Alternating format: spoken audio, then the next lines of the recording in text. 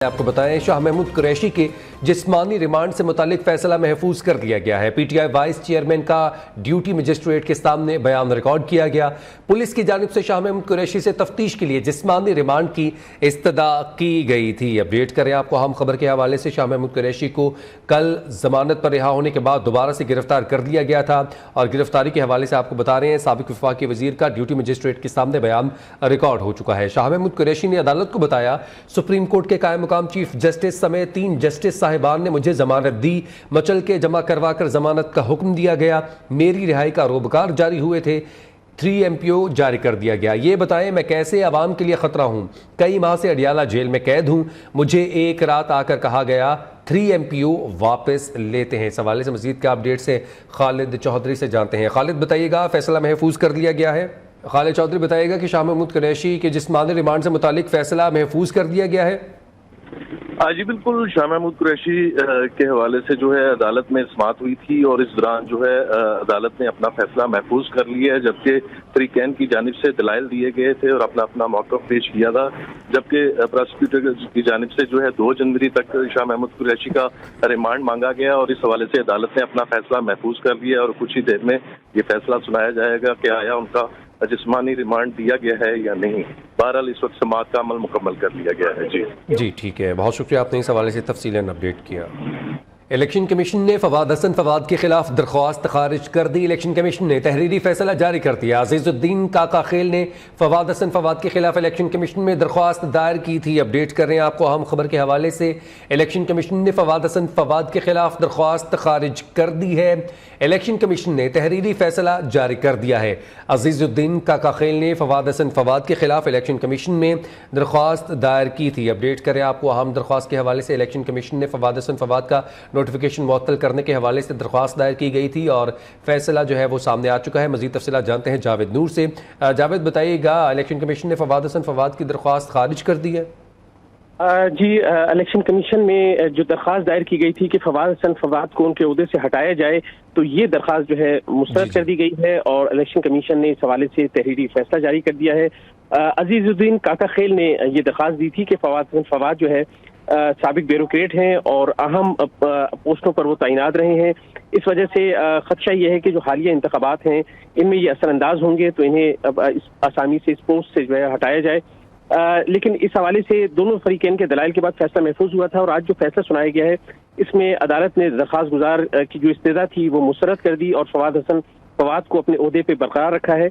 और इस फैसले में अदालत का ये कहना है कि फवाद हसन फवाद जो है वो इलेक्शन पर असरअंदाज नहीं हो सकते क्योंकि उनके पास प्राइवेटाइजेशन का पोर्टफोलियो है और ये इसका इलेक्शन से ताल्लुक नहीं है। और ये भी कहना था इलेक्शन कमीशन का कि दरख्वास्त जो दी गई थी फवाद को हटाने के हवाले से वो बादी नज़र में ज़ाती रंजिश का शाखसाना मालूम होती है और बतौर ब्यूरोक्रेट फवाद हसन जो है अच्छी शोहरत के हामिल हैं और इस बात का कोई इम्कान नहीं है कि वो हालिया जो अब इंतखाबात होने जा रहे हैं इस पर वो असरअंदाज होंगे क्योंकि उनके पास प्राइवेटाइजेशन है और इसका इंतखाबात से कोई ताल्लुक नहीं है। जावेद, इसी हवाले से इसी केस में मुशीर वज़ीर-ए-आज़म आहद चीमा को भी ओहदे से हटाया जा चुका है। उनके खिलाफ भी यही बात की गई थी कि वो आने वाले इलेक्शंस के ऊपर असरअंदाज हो सकते हैं। उनके जो प्रीवियस जो उनके पोर्टफोलियोज थे उस हवाले से बात की गई थी। फवाद हसन फवाद का जो फैसला आया है, जो दरख्वास्त जमा करवाई गई थी उसको नज़रअंदाज किया गया है, तो क्या मुशीर वज़ीर-ए-आज़म आहद चीमा के हवाले से भी कोई नोटिफिकेशन या कोई बात की गई थी? बुनियादी तौर पर अजीज काका खेल जो दरख्वास्त गुजार हैं इन्होंने जो दरख्वास्त दी थी तो इसमें ये दोनों शख्सियात हैं जिन्हें ओहदे से हटाने के बारे में इस्तदा की गई थी और यकसा दलाइल दिए गए दोनों ब्यूरोक्रेट्स के हवाले से और जो दोनों अब ये जो अहम पोस्टों पे निगरान हुकूमत में ये शामिल हैं इनके हवाले से दलाइल दिए गए थे और इनमें यही कहा गया था कि ये दोनों शख्सियात जो हैं माजी में अहम ओहदों पे तैनात रही हैं और ये आइंदा इंतखाबात पे असरअंदाज हो सकती हैं और ये इलेक्शन के कवायद के खिलाफ है कि ऐसे अफराद को लगाया जाए जो गुज़िश्ता हुकूमत का भी हिस्सा थे और मौजूदा निगरान हुकूमत का भी हिस्सा हैं। इलेक्शन कमीशन ने इस हवाले से जो फैसला महफूज किया था तो एक शख्सियत को हटा दिया था, लेकिन आज इसी हवाले से जो फैसला महफूज था इस फैसले में इलेक्शन कमीशन का कहना है कि फवाद हसन फवाद जो हैं वो अच्छी शोहरत के हामिल हैं और उनका ये कहना है कि बतौर ब्यूरोक्रेट जो है उन्होंने बहुत अच्छी शोहरत रखी है और जो जिम्मेदारियां उनको सौंपी गई उन जिम्मेदारियों के हवाले से भी अच्छे किरदार के हामिल रहे हैं। और ये कहा गया कि जो दरख्वास्त उनके खिलाफ अब दी गई है वो बादी नज़र में ज़ाती रंजिश का शख्साना मालूम होती है।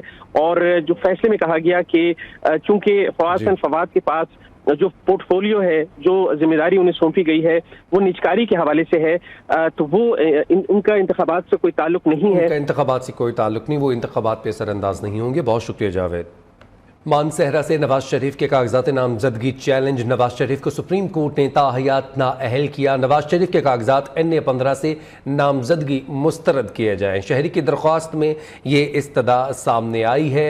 मानसहरा से नवाज शरीफ के कागजात नामजदगी जमा करवाए गए थे। स्क्रूटनी का अमल जारी है और स्क्रूटनी के अमल में इन कागजात नामजदगी को चैलेंज किया गया है। दरख्वास्त दायर की गई है कि नवाज शरीफ को सुप्रीम कोर्ट ने ताहयात नाअहल किया है।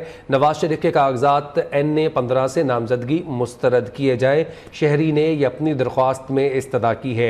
अपडेट करें आपको, NA-15 में मानसहरा से नवाज शरीफ के कागजात नामजदगी जमा करवाए गए थे। कागजात नामजदगी जमा होने के बाद स्क्रूटनी का अमल जारी है और स्क्रूटनी का आज चौथा दिन है, जिसके बाद ये एक दरख्वास्त दायर की गई है कि नवाज शरीफ के NA-15 से कागजात नामजदगी मुस्तरद किए जाएं। मुस्लिम लीग नून के सदर शहबाज शरीफ आज 2 रोज़ा दौरे पर कराची पहुंचेंगे। शहबाज शरीफ कराची के मुकामी होटल में नून लीग सिंध और कराची के अहदेदारों से मुलाकातें करेंगे। शहबाज शरीफ की MQM और पीर पगाड़ा से भी मुलाकातें होने का इम्कान है। शहबाज शरीफ कल NA-242 में कागजात नामजदगी की स्क्रूटनी के लिए केमाड़ी में RO ऑफिस भी जाएंगे। अपडेट करें आपको, मुस्लिम लीग नून के सदर शहबाज शरीफ आज 2 रोज़ा दौरे पर कराची पहुंचेंगे। शहबाज शरीफ कराची के मुकामी होटल में नून लीग सिंध और कराची के अहदेदारों से मुलाकातें करेंगे। शहबाज शरीफ की MQM और पीर पगाड़ा से भी मुलाकातें होने का इम्कान है।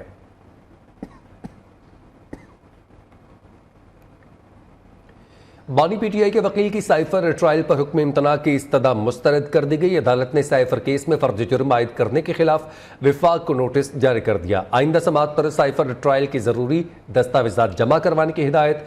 जस्टिस मियां गुल हसन ने रिमार्क्स दिए, हम पहले नोटिस जारी कर रहे हैं, अब तक कितने गवाहान के बयानात कलमबंद हो चुके। वकील ने बताया कि कुल 27 गवाहान में से 25 के बयानात और 3 की जिरह मुकम्मल हुई। मुल्क भर में आम इंतखाबात के लिए कागजात नामजदगी की स्क्रूटनी चौथे रोज भी जारी है। शहर इक़्तिदार के 3 हलकों में 48 उम्मीदवारों की स्क्रूटनी हो चुकी है। RO की जानिब से ख़वातीन और अक़लियती की मखसूस नशिस्तों पर उम्मीदवारों के कागजात की जांच पड़ताल की जा रही है। मुल्क के मुख्तलिफ शहरों में आज कौन कौन से अहम रहनुमा स्क्रूटनी के लिए RO ऑफिस जाएंगे, ये जानेंगे अपने नुमाइंदगान से। इस्लामाबाद से हमारे साथ जुड़ेंगे राना उस्मान, लाहौर से हमारे साथ होंगे उमर दराज और कराची से हमें ज्वाइन करेंगी समिया खुर्शीद। सबसे पहले रुख करेंगे इस्लामाबाद का, राना उस्मान से तफसीलात लेंगे। उस्मान, अपडेट कीजिएगा। जी बिल्कुल, अगर इस्लामाबाद की बात की जाए तो इस्लामाबाद में इस वक्त स्क्रूटनी का अमल जो है वहाँ पर जारी है और आज 3 हलकों में NA-46 की बात की जाए तो यहाँ पर 16 मतलब किया गया है और ऑफिस में अगर NA-47 की बात की जाए तो यहाँ पर 22 उम्मीदवारों को तलब किया गया है और NA-48 की बात की जाए तो 9 उम्मीदवारों को जो है तलब किया गया है। अब तक अगर सीनियर रहनुमा जो कि इलेक्शन में हिस्सा ले रहे हैं, उम्मीदवारान हैं और मुख्तलिफ पार्टियों से ताल्लुक़ भी रखते हैं, उनकी बात की जाए तो उसमें सिप्टी बुखारी जो कि नैयर बुखारी के भाई हैं छोटे, वो NA-47 से जो है इलेक्शन लड़ रहे हैं। तो इस हवाले से वो पेश हुए थे। स्क्रूटनी का अमल जो है मुकम्मल किया गया। उनसे पूछा गया कि क्या आपकी स्क्रूटनी का जो अमल है वो मुकम्मल हो गया है, तो उन्होंने कहा बिल्कुल मुकम्मल हो गया है। और हमने जब उनसे पूछा कि क्या आपके कागजात नामजदगी मंजूर हो गए हैं, तो उन्होंने कहा कि हमें RO ऑफिस से ये कहा गया है कि एक फहरिस्त मरतब की जाएगी जिसमें ये वाज़ह किया जाएगा कि किसके कागजात मंजूर हुए हैं, लेकिन आपके डॉक्यूमेंटेशन जो है वो तमाम पूरे हैं, लेकिन उस फहरिस्त में ही नाम जो है ऐड किया जाएगा। इसके अलावा जो बाबर अवान हैं एडवोकेट और सीनियर रहनुमा तहरीक इंसाफ के, वो भी NA-46 में आए और अपनी स्क्रूटनी का अमल मुकम्मल किया। जी ठीक है, राना उस्मान आप हमारे साथ मौजूद रही है। रुख करेंगे कराची का, सुमैया खुर्शीद हमारे साथ मौजूद हैं। सुमैया, अपडेट कीजिएगा, कराची में कौन कौन से अहम रहनुमा जो आज स्क्रूटनी के अमल के लिए RO ऑफिस पहुंचेंगे? बिल्कुल जो है आज जो अहम रहनुमा हैं उसमें जो है मीर जमात इस्लामी कराची हाफिज़ रहमान जो है ज़िला वस्ती में 1 बजे तक उनका जो है वक्त दिया गया है। आर ओ ऑफिस की जानिब से वो अपनी जो है वो कागजात की जांच पड़ताल के लिए आर ओ ऑफिस पहुँचेंगे। इसके अलावा नबील गबूल जो हैं वो उनका जो है ज़िला वस्ती है। मैं इस वक्त जो है सूबाई इलेक्शन कमिश्नर के जो बाहर मौजूद हूँ। यहाँ पर जो कागजात नामजदगी की स्क्रूटनी हो रही है वो अक़लियत और ख़वातीन की मखसूस नशिस्तों की हो रही है। जैसे कि मैं आपको बताऊँ कि अब से कुछ देर पहले पीपल्स पार्टी की शायदा रहमानी और MQM की निगाह शकील आई थी, जिनके कागजात नामजदगी की जो स्क्रूटनी है वो दुरुस्त हुई और वो साबित हुई। जबकि PTI की साबिक MNA नुसरत वाहिद और इरशाद बानो जब पहुंची तो उनको पता चला कि उनकी कागजात नामजदगी की स्क्रूटनी नहीं हो सकती। उसकी वजह जो RO ऑफिस उनको बताई वो ये बताई कि PTI ने जो नुमाइंदगान की जो प्रायोरिटी लिस्ट होती है वही RO ऑफिस को मुहैया नहीं की। वो आज या कल तक PTI जो है मुहैया कर देगी। उसके बाद जो PTI की मखसूस नशिस्तों की ख़वातीन हैं उनकी स्क्रूटनी जो है वो 30 दिसंबर को होगी। उनकी स्क्रूटनी उसके बाद हो सकेगी। बहुत शुक्रिया सुमैया, आप हमारे साथ मौजूद रहिएगा। रुख करेंगे शहर लाहौर का, जहां पर स्क्रूटनी का अमल जारी है, चौथा रोज़ है। उमर दराज हमें अपडेट करेंगे। जी उमर। आज बिल्कुल बात की जाए लाहौर में स्क्रूटनी के हवाले से तो आज चौथा रोज़ है और चौथे रोज़ जो है वो ना सिर्फ जनरल नशिस्तों के लिए लाहौर की 14 कौमी और 30 सूबाई असम्बली की, बल्कि जो मखसूस नशिस्तें हैं वहाँ पे भी जो कागजात की जांच पड़ताल का अमल जो है वो ज़ोर शोर से जारी है। अगर बात की जाए आज लाहौर के मेन हलकों की तो NA 122 से बानी तहरीक इंसाफ के जो कागजात हैं उनके जो एतराज़ात कल एतराज़ लगाया गया था उस हवाले से जो है उनकी जो जाँच पड़ताल कागजात की जो है वो थोड़ी देर बाद जो शुरू हो जाएगी, क्योंकि वकला जो पाकिस्तान तहरीक इंसाफ के हैं वो आर ऑफिस पहुंच चुके हैं। अगर बात की जाए बिलावल भुट्टो की तो NA 127 से जो है उनके कागजात पर भी कल एक शहरी ने जो है वो मोहम्मद अयाज नामी शहरी ने जो है वो इतराज़ लगाया था। तो आज उनके कागजात की जांच पड़ताल के हवाले से इरफान कादर और जो पाकिस्तान पीपल्स पार्टी के रहनुमा है वो भी जो है वो आर ऑफिस पहुँच चुके हैं। अगर बात की जाए जो कागजात इस वक्त तक जो है जिनकी जाँच पड़ताल मुकम्मल हो चुकी है तो NA 122 से IPP के हुमायूं अख्तर खान के कागजात की जाँच पड़ताल जो है वो मुकम्मल हो चुकी है। इसके साथ साथ जमात इस्लामी के जावेद कसूरी NA 127 से उनके कागजात की जो जांच पड़ताल मुकम्मल हो चुकी है। अगर मखसूस नशिस्तों के हवाले से बात की जाए तो IPP पाकिस्तान जो पाकिस्तान मरकज़ी मुस्लिम लीग और इसके साथ साथ पाकिस्तान तहरीक इंसाफ नज़रियाती की जो ख़वातीन है उनका आज जो है वो कागजात की जाँच पड़ताल उम्मीदवारान की कागजात की जाँच पड़ताल का अमल जो है वह जारी है। मुनज़्ज़ा हसन जो कि साबिक MNA थी उनके कागजात जो है वो IPP से जो है मंजूर हो चुके हैं। सुमेरा बुखारी के हो चुके जो तमकीन इमरान उनके भी सुमेरा बुखारी, सारा अहमद और दीगर की स्क्रूटनी का अमल भी जारी है। आज चौथा रोज़ है स्क्रूटनी के अमल का। और लाहौर से हमें उमर दराज, जबकि कराची से सुमैया खुर्शीद और शहर इक़्तिदार से उस्मान राना हमें अपडेट कर रहे थे। तमाम नुमाइंदगान का बहुत शुक्रिया। मुल्तान की जानिब रुख करेंगे। मुल्तान में भी कागजात नामजदगी की जाँच पड़ताल का सिलसिला जारी है। मुल्तान में मज़ीद क्या तफसीलात हैं और किन किन नुमाइंदगान के जो किन किन रहनुमाओं के कागजात नामजदगी मंजूर हो चुके हैं, माजिद कलासरा से जानते हैं। जी माजिद। जी बिल्कुल, जनरल इलेक्शन के लिए कागजात नामजदगी की जांच पड़ताल का सिलसिला जारी है। मुल्तान की सूरत हाल की बात करें तो 12 सूबाई असम्बली और 6 कौमी असम्बलियों की नशिस्तों पर जो उम्मीदवारान हैं जिन्होंने कागजात नामजदगी जमा कराए थे, जिसमें 200 से ज़्यादा उम्मीदवारान की कागजात नामजदगी की जाँच पड़ताल का अमल जो है वह मुकम्मल हो चुका है। आज की सूरत हाल की बात करें तो आज मुस्लिम लीग नून के रहनुमा अहमद हुसैन डीएड को जो हल्का NA 148 के उम्मीदवार हैं उनको आज आर ऑफिस में जो है वो तलब किया गया है। और इसके साथ ही एक शहरी की जानिब से मलिक आमिर डोगर और जहांगीर खान तरीन के खिलाफ एक दरख्वास्त जो है वो रिटर्निंग अफसरान को जो है वो जमा कराई गई है, जिसमें ये दरख्वास्त में मतन अपनाया गया है कि मलिक आमिर डोगर पर मुख्तलिफ जो है वो मुकदमा जो है वो दर्ज है और 9 मई के हवाले से भी वो उसमें जो है वो मुलव्वस थे, जिस पर उनके जो कागजात नामजदगी है उसको जो है वो मुस्तरद किया जाए। और जहांगीर तरीन के खिलाफ भी ये जो इल्ज़ाम लगाए गए हैं कि वो उन्होंने ऑफशोर कंपनियाँ बनाई हैं और उनके भी कागजात नामजदगी मुस्तरद किए जाए, जिस पर आमिर डोगर को जो है वो आज रिटर्निंग ऑफिसर की जानिब से जो है वो तलब किया गया है। और इसके साथ जहांगीर खान तरीन को कल जो है वो 29 दिसंबर को जो है वो तलब किया गया कि वो आएँ और कागजात की जांच पड़ताल करें। अगर मंजूर होने वाले कागजात की जो है वो बात करें तो जिसमें जवेद हाशमी है उनके कागजात नामजदगी की जांच पड़ताल जो मुकम्मल की जा चुकी है। साबिक वफाकी वजीर सिकंदर अयाद बोसन है, उनके कागजात नामजदगी की जो जांच पड़ताल है उसका अमल भी मुकम्मल किया जा चुका है। साबिक वज़ीर आज़म सैयद यूसुफ रज़ा गिलानी, साबिक वज़ीर ख़ारजा शाह महमूद कुरैशी और मेहरबान कुरैशी और जैन कुरैशी को 30 दिसंबर को जब वो कागजात नामजदगी की जाँच पड़ताल के लिए जब वो मुकम्मल किया जा चुका है। इस टाइम आर ऑफिस में सिक्योरिटी के भी सख्त इंतजाम किए गए हैं। पुलिस की नफरी भी यहाँ पर मौजूद है और मुतअद्दिद उम्मीदवारों की जानिब से कागजात की जाँच पड़ताल का अमल जो है वो जारी है। ठीक है माजिद क्लासरा, आपने इस हवाले से अपडेट किया कि मुल्तान में भी जो है वो जांच पड़ताल का सिलसिला जारी है। फैसलाबाद का रुख करेंगे जहां पर जांच पड़ताल का सिलसिला जारी है, चौथा रोज़ है स्क्रूटनी के अमल का। शौकत वट्टू हमारे साथ मौजूद हैं। शौकत वट्टू, अपडेट कीजिएगा आप। हाँ जी बिल्कुल, फैसलाबाद में भी आम इंतखाबात के हवाला से कागजात नामजदगी की जांच पड़ताल का जो सिलसिला वो शुरू है और जांच पड़ताल का जो मरहला है ये 30 दिसंबर तक जारी रहेगा। इसके बाद जो है वो जिनके कागजात, जिन उम्मीदवारों के कागजात नामजदगी पर एतराज़ात लगेंगे या मुस्तरद किए जाएंगे वो अपनी अपीलें इलेक्शन कमीशन के पास जमा करवा सकेंगे। हम आपको बताते चलें कि फैसलाबाद के 21 सूबाई और 10 कौमी असम्बली के हलकों के लिए अलग अलग आर दफातर कायम किए गए हैं। 1107 से जायद उम्मीदवारों ने कागजात नामजदगी अपने जमा करवाए हैं, जिनकी स्क्रूटनी का अमल जो है वो आर दफातर में जारी है। आर दफातर में मरहलावार जो है वो उम्मीदवारों की स्क्रूटनी जो है वो उम्मीदवारों के कागजात नामजदगी की स्क्रूटनी की जा रही है। हम आपको बता चलें कि फैसलाबाद में जो अहम सियासी शख्सियात हैं उनमें राना सनाउल्लाह के NA 100 और PP 116 से कागजात नामजदगी मंजूर हो चुके हैं। राजा रियाज जो साबिक अपोजिशन लीडर हैं कौमी असम्बली के, उनके हल्का NA 104 से कागजात नामजदगी मंजूर हो चुके हैं। तलाल चौधरी के NA 96 से जबकि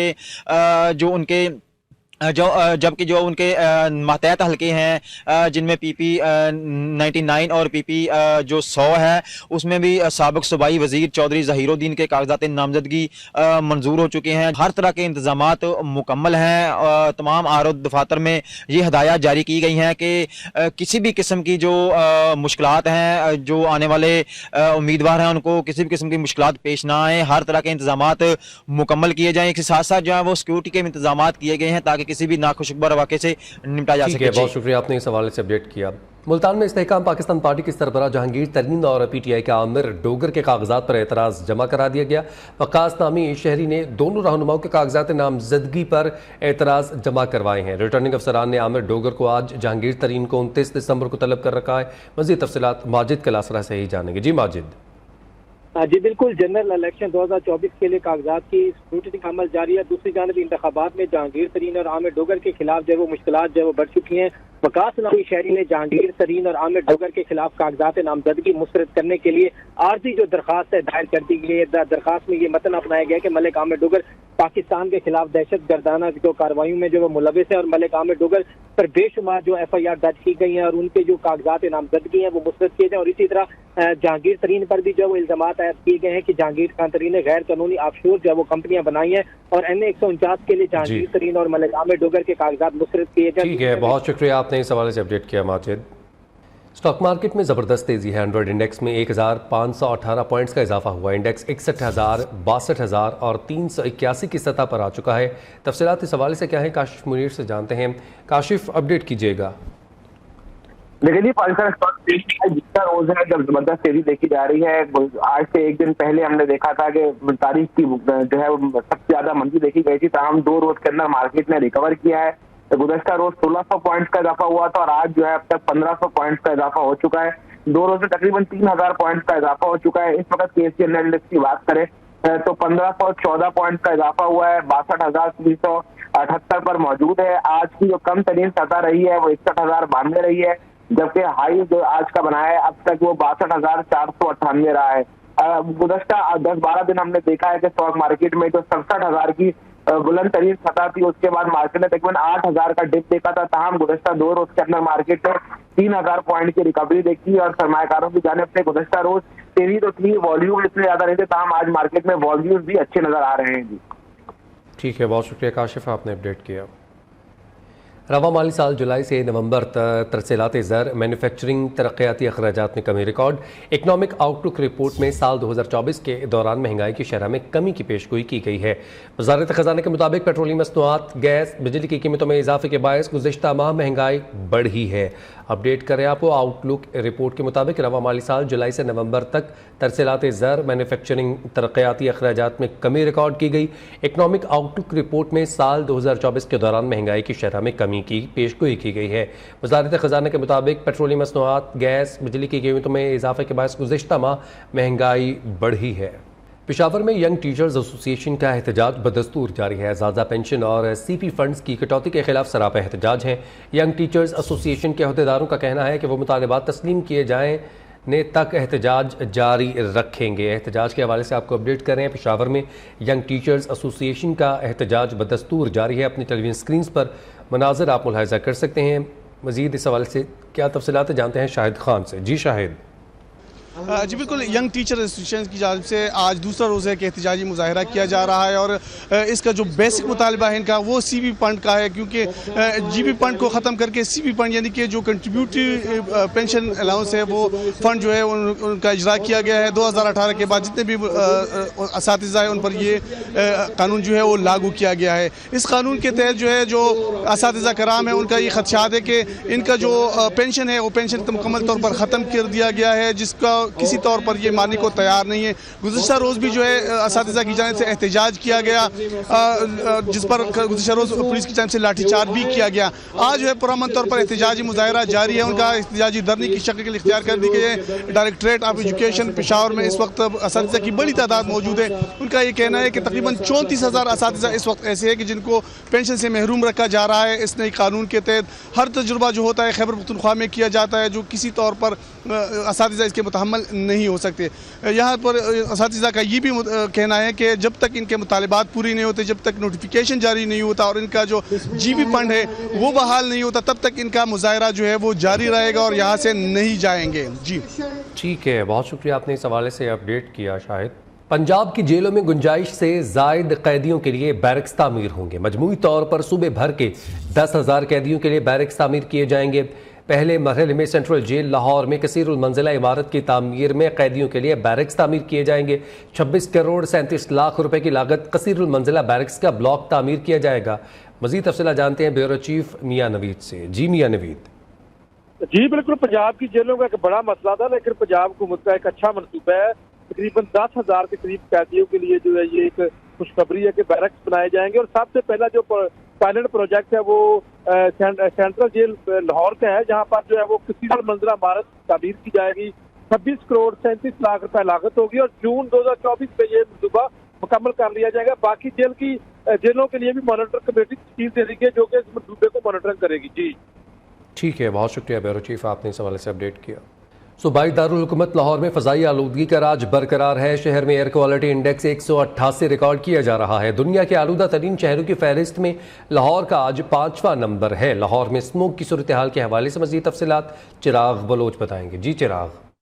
जी, लाहौर में फ़िज़ाई आलूदगी की बात करें तो लाहौर में फ़िज़ाई आलूदगी का राज जो है वो ताहाल बरकरार है। इस वक्त भी लाहौर के अगर हम स्मोक एयर क्वालिटी इंडेक्स की बात करें तो लाहौर का एयर क्वालिटी इंडेक्स जो है वो 188 रिकॉर्ड किया जा रहा है और दुनिया की आलूदा तरीन शहरों की फहरिस्त में लाहौर का आज 5वां नंबर है। लाहौर जो है वो टॉप 3 से जो है बाहर आ चुका है। पिछले अगर हम कुछ रोज़ पहले की बात करें तो लाहौर का एयर क्वालिटी इंडेक्स जो है वो 400 से भी तजावज़ कर गया था, लेकिन जो अब है पिछले 2 रोज़ से जो है वो काफ़ी हद तक जो है स्मोक के अंदर बेहतरी आई है। एयर क्वालिटी इंडेक्स जो है वो बेहतर हुआ है, लेकिन ताहाल भी लाहौर के कई ऐसे इलाके हैं जहाँ पर जो है वो 300 से ज़ायद एयर क्वालिटी इंडेक्स जो है वो रिकॉर्ड किया जा रहा है। अगर दूसरी जानब हुकूमती इक़दामात की बात करें तो हुकूमत जो है वो SOPs पर अमल दरामद ना करने वालों के खिलाफ जो है वो एक्शन ले रही है। हुकूमत जो है वो एक्शन लेके जो है उनके खिलाफ FIR दर्ज कर रही है, उनको जो है वो पकड़ दकड़ कर रही है। और दूसरी जानब साथ अगर हम बात करें डॉक्टर्स और माहिरीन की तो उनका कहना है कि शहरियों को चाहिए कि वो अपनी सेहत का ज़्यादा से ज़्यादा ख्याल रखें, अपना जो है वो जो वॉक पे निकलें या फिर आउटडोर जो एक्सरसाइज करते हैं उससे भी इज्तनाब करें, ताकि ये है कि स्मोक से पैदा होने वाली बीमारियां हैं उससे जो है वो बचा जा सके। जी, साल 2023 अद्वियात की कीमतों में इजाफे के हिसाब से महंगा तरीन साल रहा। बुखार, सर दर्द, शुगर और दिल के अमराज में इस्तेमाल होने वाली अद्वियात की कीमतों में रिकॉर्ड इजाफा हुआ। साल 2023 अद्वियात की कीमतों में इजाफे के हवाले से कैसा रहा और कौन कौन सी अद्वियात आवाम की पहुंच से बाहर हुई, तफसीलात बता रही हैं आयशा शुएब। साल 2023 में कराची से लेकर खैबर तक अद्वियात का फुकदान एक बुनियादी मसला रहा। जान बचाने वाली अद्वियात अवाम के लिए नापैद हुई, कीमतें अवाम के लिए दर्द सर बनी रही। 2023 में मिर्गी की दवा टेग्राल, अमराजे कल्ब की दवाइयाँ, शुगर की इंसुलिन, पैनाडोल कीमतों में इजाफे के साथ साथ अद्वियात की किल्लत भी अरूज पर रही। अद्वियात के फुकदान के साथ साथ गैर रजिस्टर्ड और गैर मेयारी इंजेक्शंस की वजह से 100 से जायद लोग बेनाई से महरूम हो गए। वजारत सेहत और ड्रैप साल भर में सिर्फ खामोश तमाशाई का किरदार अदा करते रहे। साबिका हुकूमत अवाम पर अद्वियात की कीमतों में 2 गुना इजाफे की सूरत में बम गिराती रही। PDM ने जाते जाते भी अद्वियात की कीमतों में इजाफे का तोहफा अवाम को दिया। एक तरफ वजारत सेहत ने आने वाले साल में अद्वियात की कीमतों में कमी की यकीन दहानी कर रही है, तो दूसरी जानिब फार्मा कंपनीज ने भी LCs ना खुलने तक अद्वियात की कीमतों में मजीद इजाफा होने की पेशगोई की है। प्रोडक्शन टीम के साथ आयशा शुएब, न्यूज़ इस्लामाबाद। पाकिस्तान की मट्टी दफाए वतन में जान कुर्बान करने वाले शहदा के खून से रंगी है। सिपाही शाहजेब इम्तियाज भी पाक फौज के ऐसे ही शहदा में शामिल हैं। जनूबी वज़ीरिस्तान में फायरिंग के तबादले के दौरान गोली सिपाही शाहजेब इम्तियाज के सर में पेवस्त हो गई और वतन के इस बहादुर सपूत ने जामे शहादत नोश किया। शहीद के वालिदा ने अपनी एहसासात का इजहार करते हुए कहा कि मेरा बेटा बहुत अच्छा था, हमेशा मेरा और बहन भाइयों का ख्याल रखा। लवाहिकीन ने मजीद क्या कहा, आपको दिखाते हैं। शाहजेब मेरा बहुत अच्छा बेटा था। जब 13 साल का था तो उसकी बहू फोत हो गई। हर तरह का मेरा साथ दिया है, अपने बहन भाइयों का ख्याल रखता था। मुझे बहुत उसकी बचपन की बातें याद आती हैं। खाने भी में जब वो करता था तो मुझे कहता है अम्मी मैं सवाइयाँ खाऊंगा दूध वाली, बना के मेरे लिए रख दें। बहुत शौक से खाया करता था वो। शाहजेब शहीद मेरे बड़े भाई थे और जब मैं पैदा हुआ और मेरे वालिद साहब वफात पा गए थे तो उनके बाद उन्होंने हम सब का बहुत ख्याल रखा। जब मैं कोई चीज़ उनको कहता था तो वो ला के दे देते थे। उनकी ख्वाहिश थी कि तुम पढ़ लिख के बड़ा आदमी बनो और अब मैं पढ़ लिख के आर्मी डॉक्टर बनूंगा, अपने वतन की खिदमत करूंगा। पाकिस्तान की कौम के लिए मेरा पैगाम है कि शहदा की कुर्बानियों को याद रखें। अमेरिकी रियासत मिशिगन की अदालत ने साबिक सदर डोनाल्ड ट्रंप को प्राइमरी इलेक्शन की इजाज़त दे दी। रियासत मिशिगन की सुप्रीम कोर्ट ने 4 वोटर्स ने साबिक अमेरिकी सदर के खिलाफ दरख्वास्त दायर की थी। दरख्वास्त पर अदालत ने मुख्तसर फैसला सुना दिया। कहा कि दरख्वास्त गुजार अदालत को इस बात पर कायल करने में नाकाम रहे कि इस अदालत को मामले का जायजा लेना चाहिए। गुज़िश्ता हफ्ते रियासत कोलोराडो ने अदालत ने डोनाल्ड ट्रंप को प्राइमरी इलेक्शन के लिए नाअहल करार दिया था। इंसानी हकूक़ की आलमी तंजीम एमनेस्टी इंटरनेशनल और अमरीकी अखबार ने मुश्तरका तहकीकात से मोदी हुकूमत का भांडा फोड़ दिया। एमनेस्टी इंटरनेशनल के मुताबिक भारत में मोदी हुकूमत अपोजिशन के साथ साथ सहाफ़ियों की भी जासूसी में मुलव्वस निकली। मोदी हुकूमत ने 2 सहाफ़ियों की अक्टूबर में इसराइली सॉफ्टवेयर से जासूसी की। एमनेस्टी इंटरनेशनल सिक्योरिटी लैब के सरबराह का कहना है कि भारत में सहाफ़ियों को गैर कानूनी तौर पर निगरानी के ख़तरे का सामना है। सख्त कवानीन के तहत कैद, हरासा और दीगर तरीकों की वजह से भी सहाफ़ियों को मुश्किलात का सामना है। अमेरिका में कोरोना की GN1 किस्म तेज़ी से फैलने लगी है। अमेरिकी मीडिया के मुताबिक कोरोना के 90% केसेस GN1 किस्म के सबब हैं। GN1 किस्म सितंबर में पहली बार सामने आई थी। अमेरिकी हुकाम के मुताबिक कोरोना का ये वेरिएंट फैलने की सलाहियत रखता है और इससे कमज़ोर लोग ज़्यादा मुतासर हो रहे हैं। आलमी इदारे सेहत के मुताबिक भारत समेत 41 ममालिक में कोरोना के इस वेरिएंट के केसेस सामने आ चुके हैं। बकाया दुनिया के लिए गॉडजिला और किंग कॉन्ग की शैतानी ताकत से टक्कर, एक्शन और एडवेंचर से भरपूर science fiction film Godzilla x Kong the new empire का ट्रेलर जारी। न्यूज़ बुलेटिन से फिल वक्त इतना ही।